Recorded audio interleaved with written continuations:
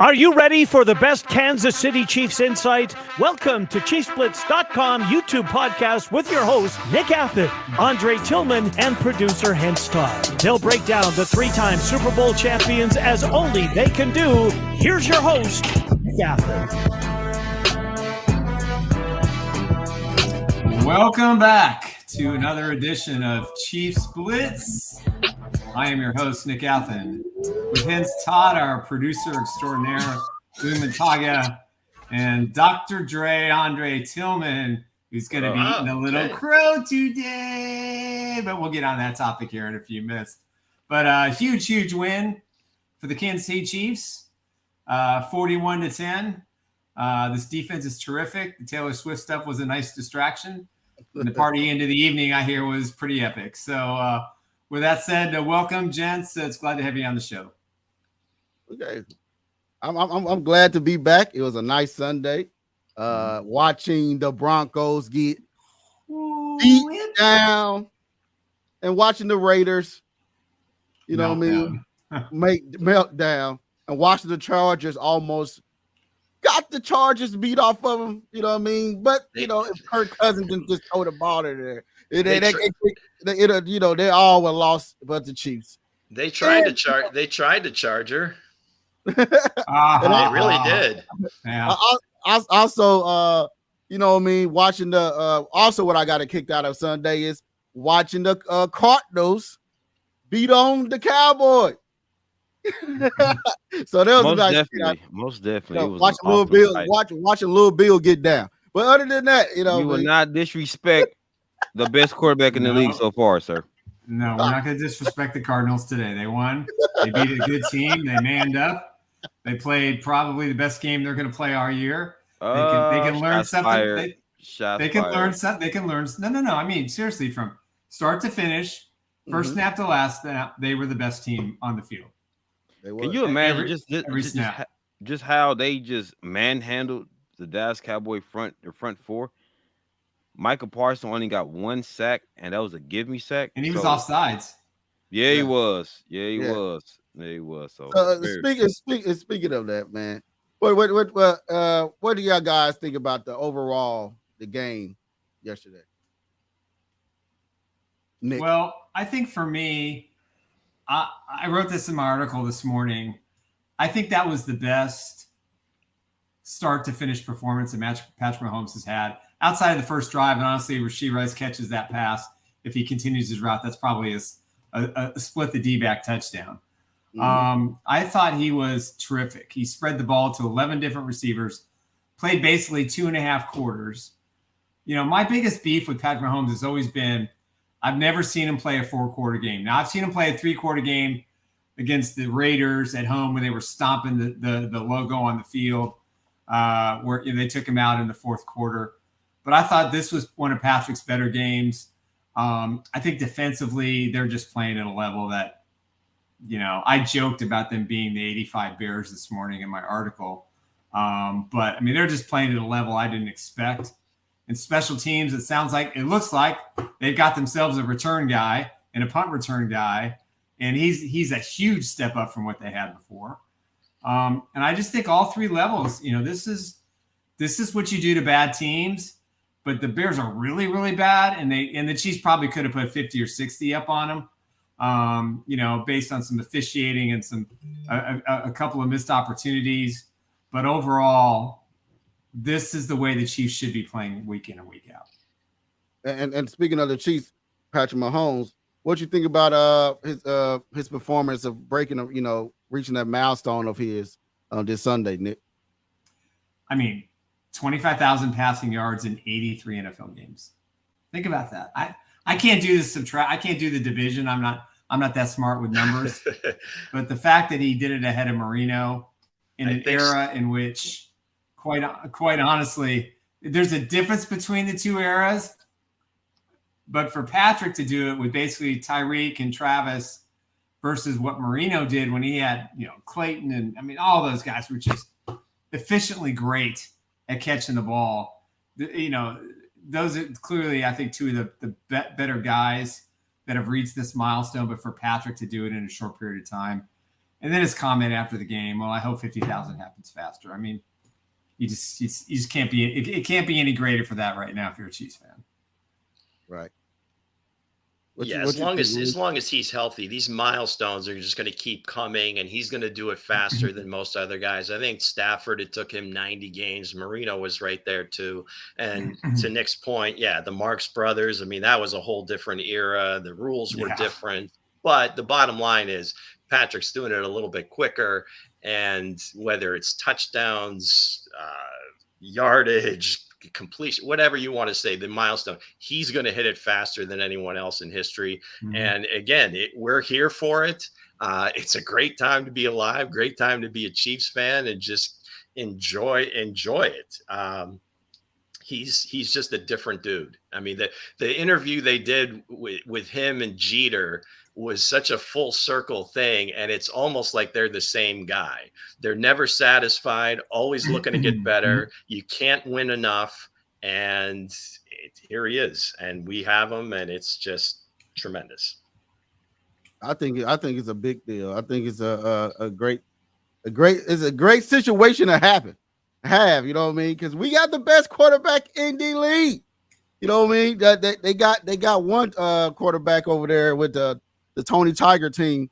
Since he got his money, he don't want to play well. He don't want to play anymore. But other than that, we got our quarterback Patrick Mahomes is putting up these massive numbers, and it's nothing but greatness. It's greatness to have. It's excitement to have to be a Chiefs fan. It's excitement to also to witness this history, in the making, and watching them just come out here and destroy the league by inch. What you got to say about that, Coach Dre? I'm not worrying about your comment about the Tiger.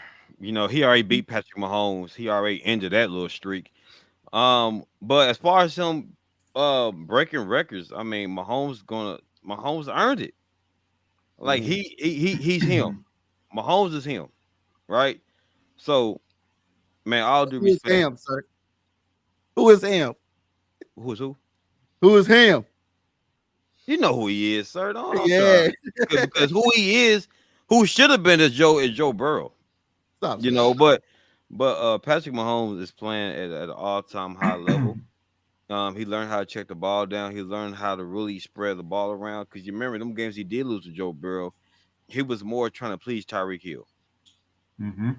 Right? So now he understands what championship football is. So as you can see, 25,000 yards. 25,000?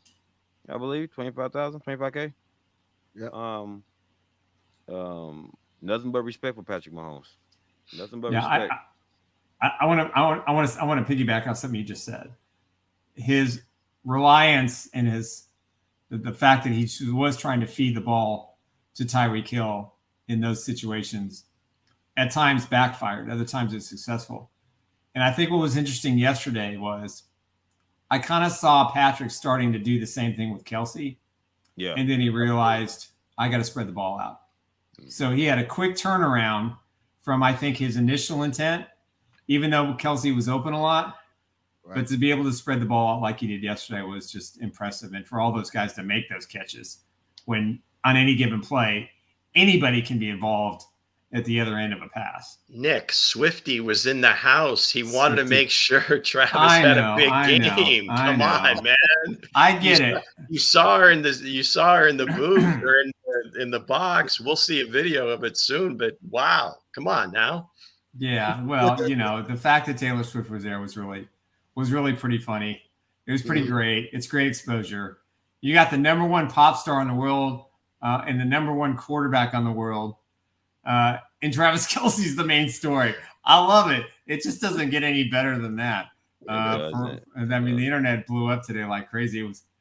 It was hilarious. It was hilarious to see. I mean, I got to give props to the guy. For me personally, I did date a former TV star in my 20s.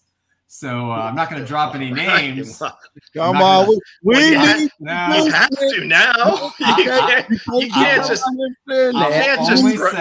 You can't just throw that out there. I will only say this out of respect. Come on, Nick. I will give you the TV show, and then you guys are going to have to figure it out from there. So it was an actress on the Facts of Life back in the 80s. So okay, these guys aren't going to have any idea. It's time they grow up. Absolutely not. It's time they grow up and understand there was television in the 80s. I can't remember their names, but was she blonde or brunette? She was definitely blonde. Okay. Was her name Blair on the show? No, it wasn't Blair. Not Blair. No, I don't remember the names. I think I got you. You'll figure it out. It's not too hard to figure it out. Yeah, I'm stumped. I'm stumped, Nick. I'm stumped on that one, Nick. You got me. But what you think about Nick? What you think about Andy Reid talking about he set them up? Oh my God! What you think? Was that not the best line ever? I mean, I love Andy, especially Coach after Reid winning. is next level. He has got a sense of humor that and you see that in the new State Farm commercial. That's pretty good stuff. And I know this is a lot of Andy's character in the behind the scenes, but he's a lot more lately because he's been successful winning a couple Super Bowls. He's definitely lightened up some. But man, I love that comment. And you know what? That went viral so fast, and probably half the Swift people are going, "Did he really? Did he really?" I don't know. Some of the Swifties get triggered really fast. Like, he's not good enough for her. Everything else. I've got my daughter is a big time Swiftie. She's, I don't know, 24 years old, but every time it comes up, it's like, oh, no. So yesterday she had to eat her crow, much like Dre did. But yesterday, sitting there watching the game with me, pretty much just to see the Taylor Swift cam that they had going on. Oh my God. I didn't know what a Swiftie was until yesterday. That's how I am. All right. Well, I probably wouldn't have unless my daughter was she's all about Taylor. Yeah, gotcha. And speaking of Taylor Swift, man, I think I think that'd be a good matchup. I think they have probably the same personality because watching her and looking at her personality, she's kind of goofy, and Travis kind of goofy on his shows on podcasts. So I think they probably match together. And a lot of people just the Swiftie fans out there saying that he's bad for her. He's this. He don't deserve her. Hey, hold on, guys. This is a Hall of Famer. They're so protective that we're talking about. So this is a Hall of Famer with two Super Bowl rings. Come on, he got his own money. He don't need her money. You know what I mean? So, in end of the day, and like the NFL, it was not just the Chiefs fans coming at this week. The Swift Taylor fans, Taylor Swift fans on the internet. I seen the whole NFL world was coming out the Swift fans. Listen, guys. Now, y'all hyping up Travis Kelce's situation, but look at Russell Wilson and Sierra. Now, you see how the bash is different. It's the good bash. Now, Travis Kelce do it. It's a great bash, good bash and a great bash. But let me get you some stats real quick. Let me get you some stats real quick. Kelce was targeted 8 times, right? Out of everybody. He was the most targeted guy out there, right? Because of Swift. Because of Swift was out there. He's always the most targeted guy out there. He was 8 for 7 though. He was 8 for 7 though. Mahomes said he's a little frustrated right now because he didn't want to let Swift down. Right? He got him the touchdown. Right? He got him the touchdown at the end. Yeah, he had no choice because Swift wasn't having that. Swift wasn't having that now. But and he was wide open too. So yeah, he was. I mean, you probably could have made that throw, Andre. I'll give you credit for that. Yeah, I could have. Depends. But you know what? Rashee Rice was targeted 7 times as well. He was targeted. Kelce 8. Rashee was targeted 7 times, and he called it 7 for 5 for 59 yards. So, Rashee Rice is coming into his own. He looked good. Moore looked good. 6 for 4. Watson 3 for 2. So. As we stated, Mahomes learned how to pass the ball. He learned how to spread the ball around. So that was something that Mahomes continued to do from last year, and I'm very impressed with that. But at the end of the day, championship football is based on team. So me looking at the stats right now, I'm so impressed with Mahomes. And again, he earned. Sir, we talking about Taylor Swift. We're not talking about Swift. She had her time, bro. She's a pop singer. He's trying to circle back. I give him props for that. How much attention do she need? You hear me? Dang, we talking about Kelce. We talking about Chiefs football. The guy shot his shot, and she showed up. I mean, come on. Hey, he did. Yeah. Hey, he did. Hey, look what Belichick said. That's the best catch of his career. Come on, you got to give him his props. Man, he's just Uncle Bill with the line of the day. He's just a humble kid from Cleveland Heights, Ohio. Come on, second fiddle to his big brother. But seriously, how about the small talk in the booth? You're sitting next to the guy's mom for 3 hours, and this probably the first time they met. I mean, how does that go? Have you guys ever dated someone and like the first time brought her home to meet your mom? Yeah, my wife. You guys are good. Wow. Hey, respect. Respect. No, respect. Too.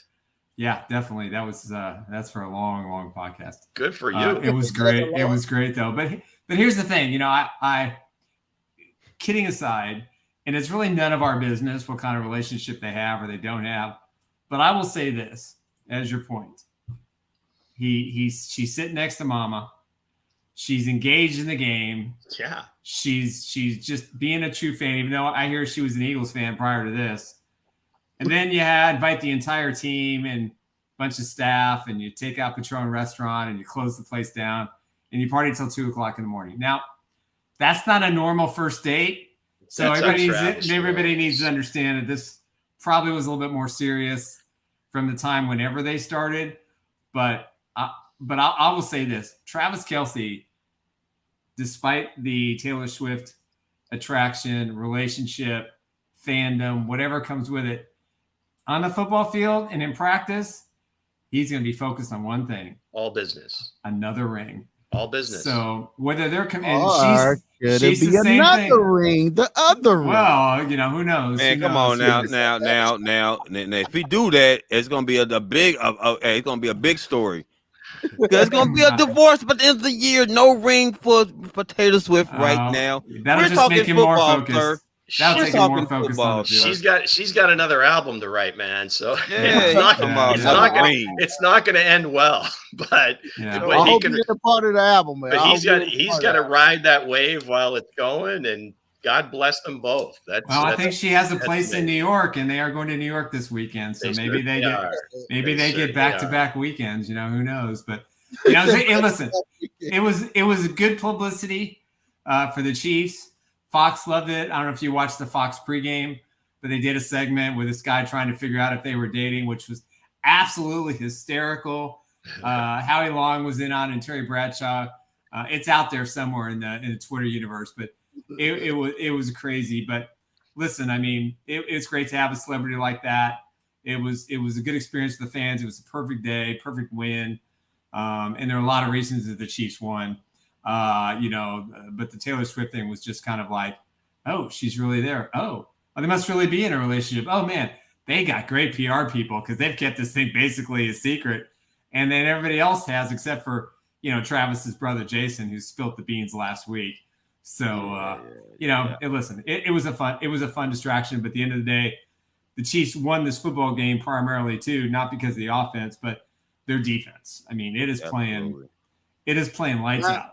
Now, before we get off the subject, all right, I wonder how do Patrick Mahomes feel that it was a bigger star than him in the stadium? You know what I mean? I think it was a relief.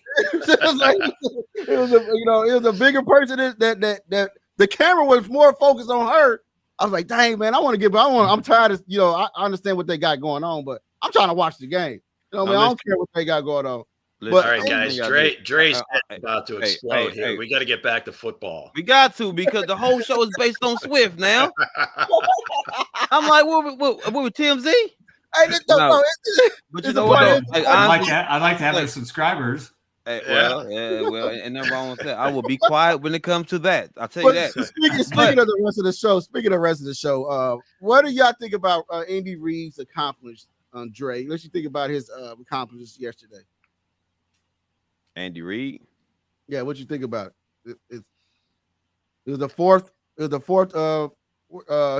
He's number 4 in all-time wins, playoffs, and regular season. Well, listen, God. Before we get to that part, I was trying to break down the defense of the Chiefs, sir. But Swift took over. We took over with Swift. There go my stats. Nah, but I think Andy Reid is phenomenal. Like he earned it. Andy Reid earned it. Andy Reid, he earned every accolade that's coming towards him because he take weak. Well, I'm not gonna say weak because it sounds disrespectful. The way Andy Reid does with these quarterbacks, he turned them guys into legit not superstars, but stars. Legit respected quarterbacks, I would say. He turned the guys into respectable quarterbacks and they played fairly well. Just like a Michael Vick. Michael Vick was all legs. Then when he went under Andy Reid, he became one of the most respected quarterbacks in the NFL as an Eagle. Look at Cobb. Look what Andy Reid did with Cobb. So for me, I think Andy Reid deserves all the accolades, man. The man's phenomenal. Big respect to Andy Reid. Well, he's a winner. I mean, I think he's the only coach that's won over 100 games with two different organizations. Absolutely. Obviously his work he did with Favre and Green Bay under Holmgren. When he goes to Philadelphia, McNabb, Vic. I mean, anybody. You've mentioned Kevin Kolb. I mean, that's yes. That if you had Kevin Kolb on your bingo card, you're a winner today. But then Alex Smith, again, I mean, not that they were over the top great, but they were relevant. They were in playoff games. They probably should have won a couple of those, but whatever. And now he gets the crown jewel, and now he really has flourished. And he's gonna, as long as he keeps coaching, he's gonna continue to move up this list. And quite frankly, and again, this might be sacrilegious to people in the Northeast, but I think we're approaching the ground where we can say that maybe this guy is a better coach than the hoodie. Well, I want to let's dive into that for a second. I think Belichick is and continues to be a defensive mastermind, and no question. His roster building, despite having quote unquote general managers above him, was, I think, during the Tom Brady era, second to none. I think the combination of an opportunistic defense and a above average offense at times. Sometimes the Patriots offense was elite, when they were flashing, going undefeated and they lost the Super Bowl. That was probably that season one of the best offenses, probably matching the greatest show on turf in St. Louis. But, he had the benefit of being a defensive mind who had a great and Hall of Fame quarterback who is now considered the GOAT. And should be. I don't know if anybody's going to surpass the Super Bowl numbers, but with Mahomes, he's had to do a lot of this based on one thing: himself and his offense, not his defense. He has not had a defense to rely on until the second half of last year and this season in his career in Kansas City. So, can Andy catch Belichick? I don't think there's any question that he's gonna get close. That's a 5-year commitment.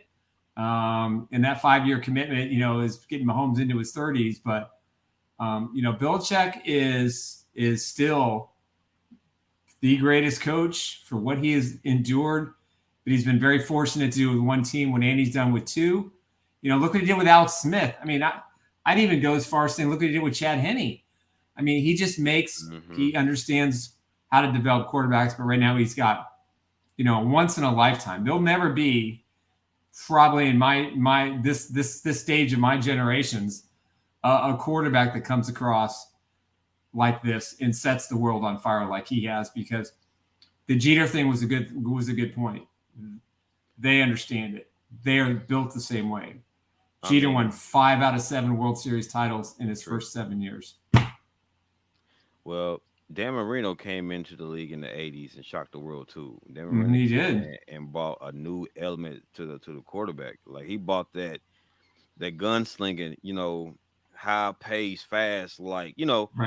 But he bought that. He the one that brought that type of style to the league, and it feels good that Mahomes can take that and really, really push in there. For a better example, look at Michael Jordan and Kobe Bryant. Jordan, we know what Jordan can do with the fadeaways and all this other stuff, right? Flying around, right?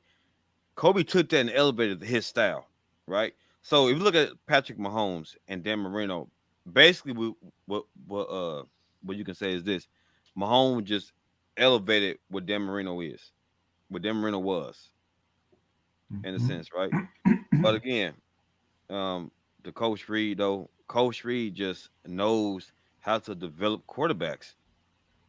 He just like I don't understand how this man does it, but he does it. It's amazing. But again, you got to give it the Coach Reed. But Nick, I'm gonna piggyback off what you just said when it comes to Belichick.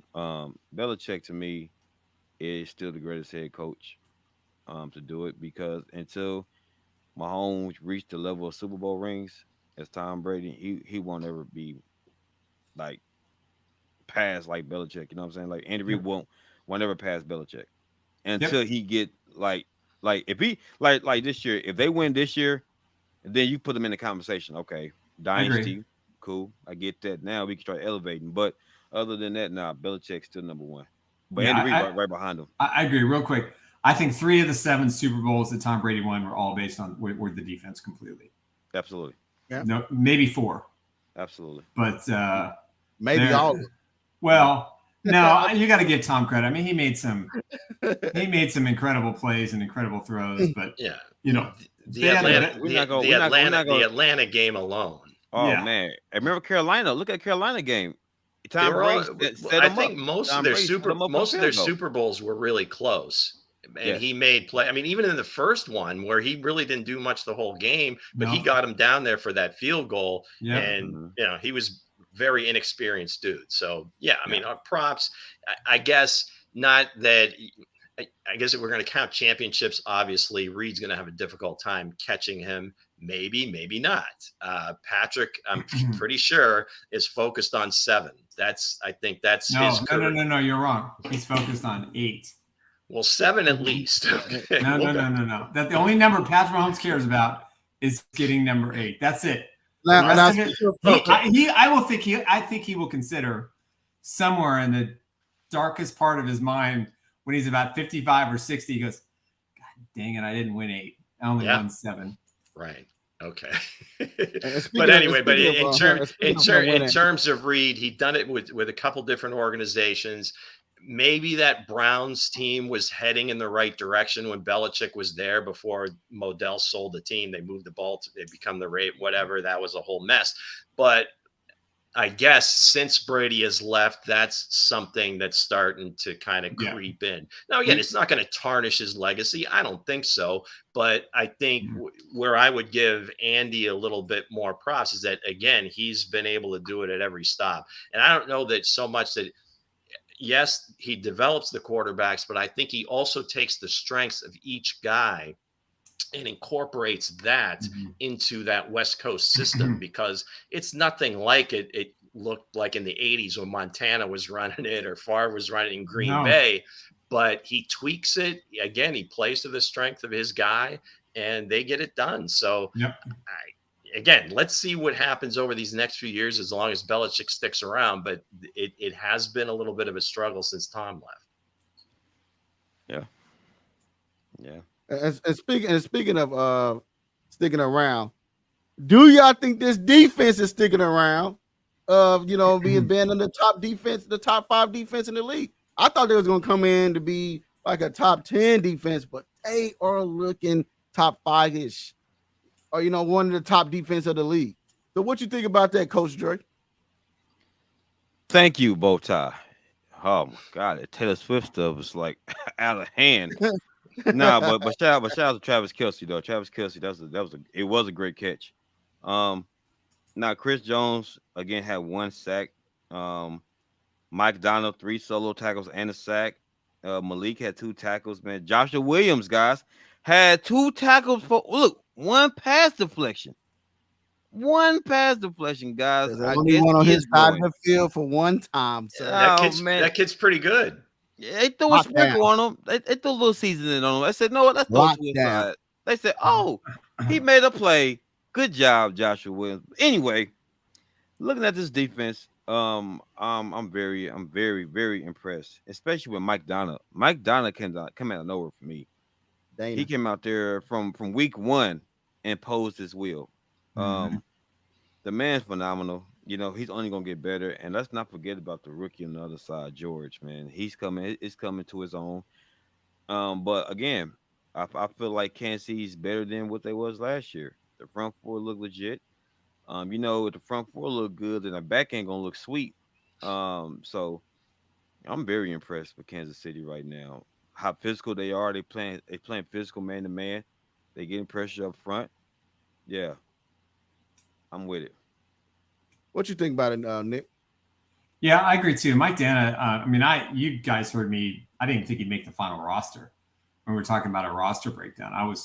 I've been shocked because for me, the loss of Frank Clark, I thought was going to be big, not just because he understood the defense. He would make enough plays during a single game, and then in the postseason, he was just a monster. But Mike Dana's on pace to surpass any of those numbers that Frank Clark put up with the last 2 years. And by replacing him with somebody younger and someone who can do a bull rush, Mike Dana, he looks like a nose tackle out there at times, mauling over offensive linemen. And when he gets a chance at a running back or a tight end, he takes care of business, and he may not get the sack, but he's creating, a collapse in the pocket where other guys can come in and make plays. So he has been terrific. I've been really impressed with him. You mentioned Karlaftis. Maybe the sack numbers quite aren't there yet, but he's close.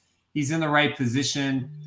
He would have had a safety. He wasn't held on that first sequence of plays by the Bears in the game.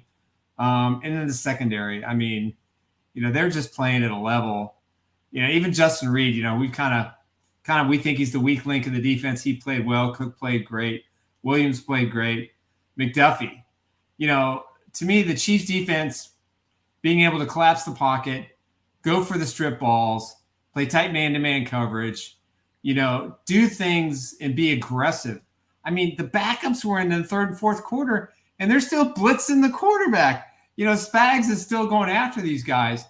And I love the new mentality. And if it continues, there's no question it'll be the best defense that Patrick Mahomes has ever had. It could go down as one of the best defenses the Chiefs have ever had. And that's saying something when you had, Derek Thomas and Neil Smith on the field with Dan Saleamua and a terrific secondary back then. So, listen, they have a chance. They're young. This is the youngest defense in the National Football League. I think they're 23 and a half or 24 years of age on average. They've got a bunch of young kids. They've got a couple of wily veterans. And if they don't read their press clippings and they stay focused, definitely top 5. I had them at maybe 12 or 13, and I would have been happy with that to begin the season. But now I'm being greedy. If they could be top 5, this defense, this football team's not going to lose too many games through the end of February. They just got to hone in on who they are. But like you said, Nick, don't read the media. Don't read the clippings, man. Stay focused. Stay true to what you need to do. Just go out there and just do your job. You know what I'm saying? Just execute your job. I love the way they playing. They playing an aggressive style football on defensive side. They blitz and playing man to man a little bit, and they're letting Chris Jones eat. Which is very important.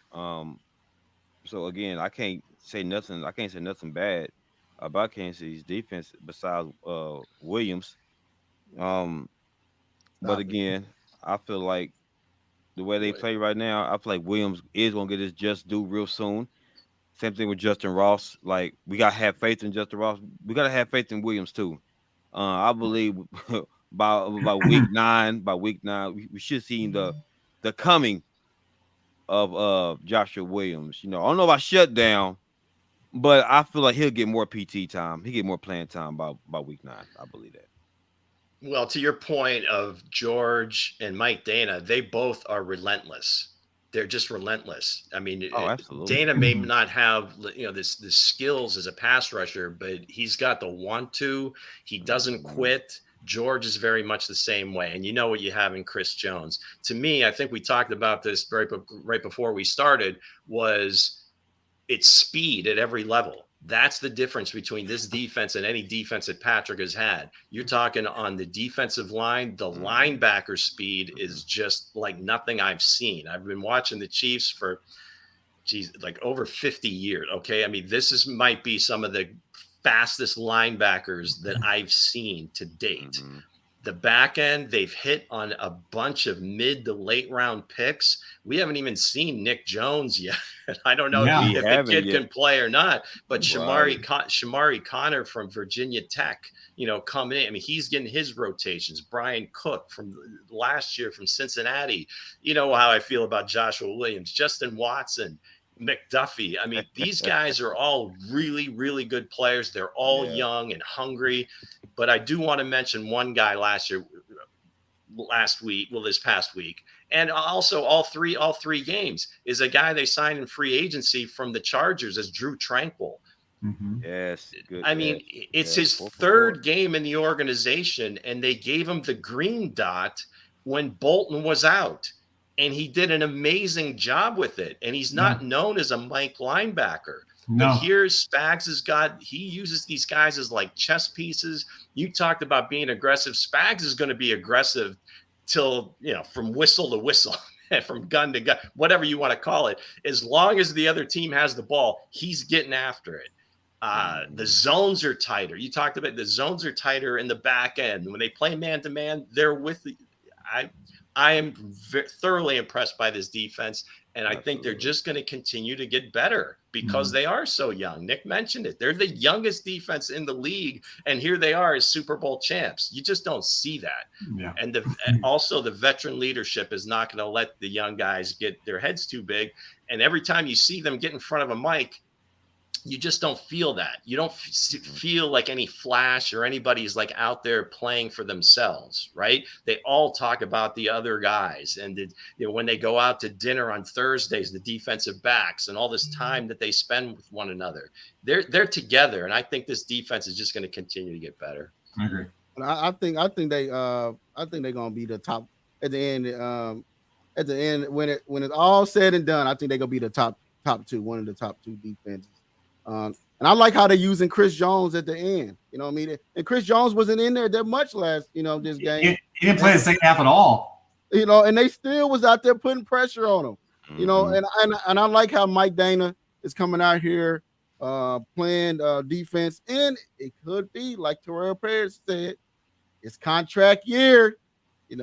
Contract year is undefeated. God rest his soul. Contract year is undefeated.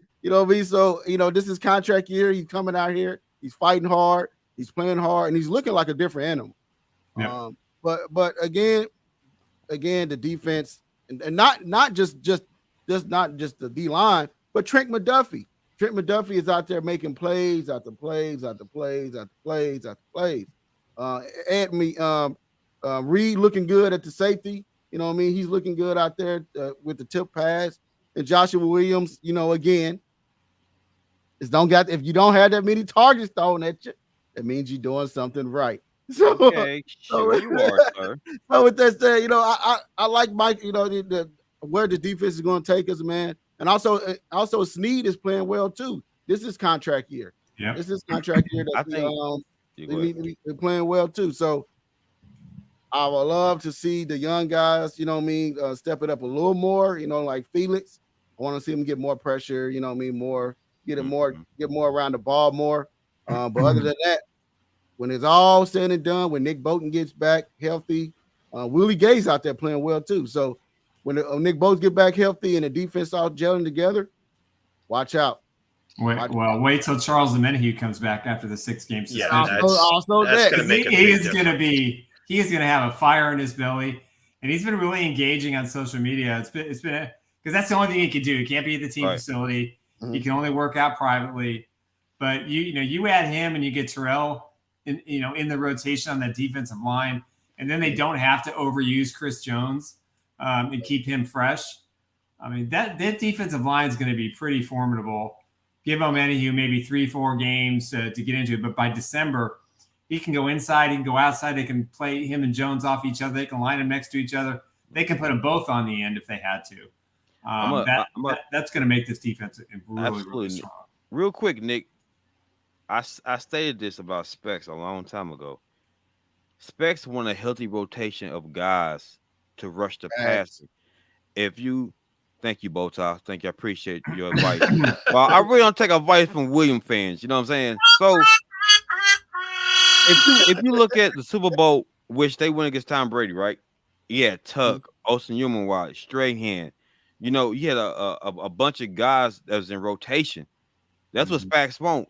When your defensive line is healthy, you become more aggressive in a sense, right? Because you're not pertaining to one person. You're not relying on Chris Jones to get every pressure or to make every sack or again to make every play.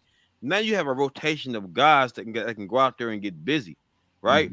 Because real quick, my Arizona Cardinals, right? This is what we do. We rotate a bunch of guys around, different flavors, different styles that's coming after the offensive line, so they don't know what's coming at them because everybody are different. Like they bring something different to the defense, and that's what Spags is. Spags got a healthy rotation of guys that bring something different to this defense. So, from what I'm seeing, like again, when the guy come back from San Francisco, right? Because I think highly of this guy. This guy gonna come in and do work. He's gonna come in and do great work. But again, you might see Kansas City might have the number one defense. They might have the number one defense this year with that addition. They might have it honestly because they're getting pressure at will. Remember, like I was telling Bowtie, pressure bust pipes. And these last couple of games, you've seen it, right? Just get pressure on the quarterbacks, make them throw off rhythm. They're gonna force a bunch of incomplete passes, right? The secondary are going to eat. They're going to eat, right? But again, to me, honestly, guys, the best defense to me, I like when Houston and Poe and Tamba Hali was playing because they made Marcus Peters better. Bowtie, Marcus Peters was only as good as that front. But again, he was only as good till he punched out his defensive coordinator in the locker room. Marcus has had issues pretty much since he was at Washington. So you make a good point. Seriously, that defense, despite their defensive coordinator, was really, really strong. I mean, you had Derek Johnson, and listen, it should have been a lot better. Yes, it could have been a lot better. There were a lot of contract squabbles. Again, I think that's the most important thing about when we talk about this defense. And I'll kind of make this the last point, is that they're all together. This is the best team that Andy Reid has had probably, I would say, in his career, from the way that he has got some elite players on offense, some elite players on defense. He's got a terrific special teams, which we don't even talk about with Tommy Townsend and Butker. And you look at the way this team interacts with each other. You look at how much fun they're having on the field. You look how hard they work. I mean, you can go around the NFL and you can just from highlights of watching film, just on some practices where guys aren't putting in the effort. They're not putting in the issue. I went through the whole off season, listening to all these Eagles fans complain about the Eagles. Well, you know what they didn't do during the Super Bowl week? They didn't practice that hard. They just figured, well, we'll just go out there and play physical. Andy has proven a point, and he worked those guys to the bone, pads every day, sweating, grinding, preparing them for every situation, and they won the football game. And that's what's happening now. I think they saw what happened last year, and all the celebration and all that stuff for the post Super Bowl was great. And all that, but when it was time to get back to business, they're all back to business. And I think the Lions game and the Jones situation and all that distraction was probably a good thing, because if there's any doubters over the last 2 weeks, how this football team is going to operate itself and how close knit they are, and you listen to all these interviews and all these players, they're all for one and one for all. And you can't say that in the Bears locker room. You can't say it in the Ravens locker room. Can't say it in the Bills locker room. You can't say it in the Bengals locker room. Now, they may preach it, but the Chiefs do it. And that's why this team is successful. Well, tell it. I'll put it like this. Like he said, these defense, like Drake said, I won't go and ball into it because he's trying to bring me in because he know I'm a big Marcus Peters fan, and I ain't trying to ball all into it.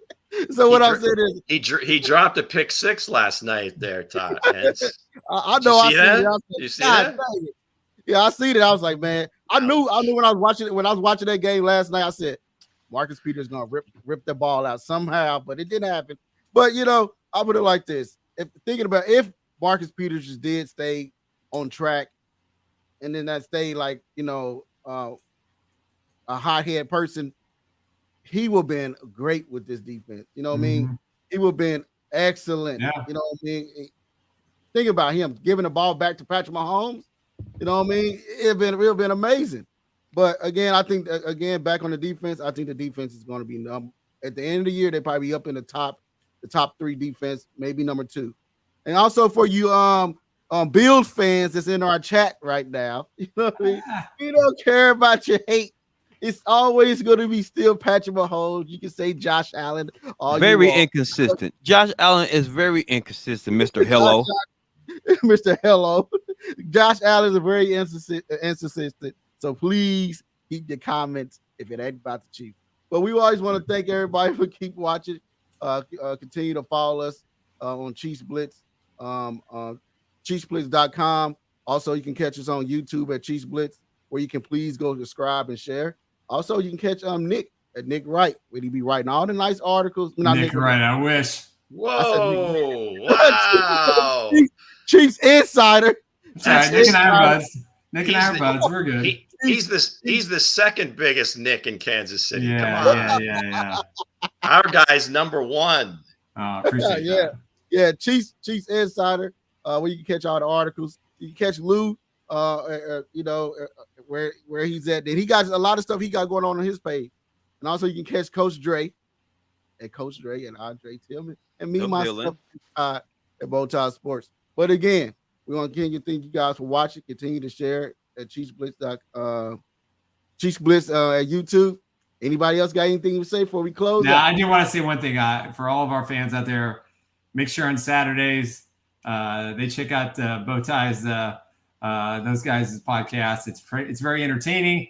I was fortunate to be a guest a week and a half ago, or a couple weeks ago. It was a lot of fun. Every Saturday, 1 o'clock? Is that?